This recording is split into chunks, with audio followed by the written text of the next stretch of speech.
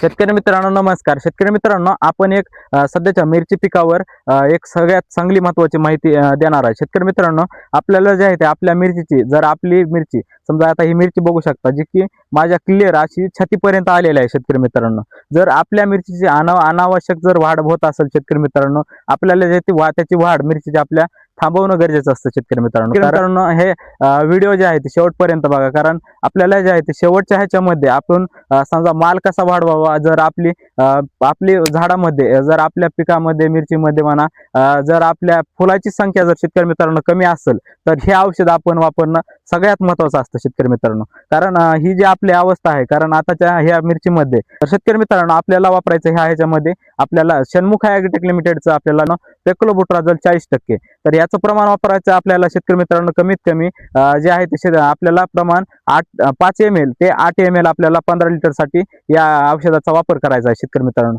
ही औषध जे आहे ते शेतकरी मित्रांनो आपल्याला एक 15 दिवस शेतकरी मित्रांनो आपल्याला जे आहे ते आपल्या झाडाची वाढ थांबवून आपल्याला फुटवा काढून देण्यासाठी व आपल्याला पूर्ण शेतामध्ये जे आहे ते पांढरं शिपट म्हणजे आपलं फवारल्याच्या नंतर शेतकरी मित्रांनो आपल्याला पूर्ण प्लॉट जे आहे ते पांढरा शिपट दिसेल शेतकरी मित्रांनो.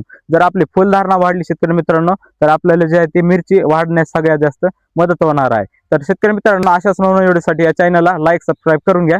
धन्यवाद.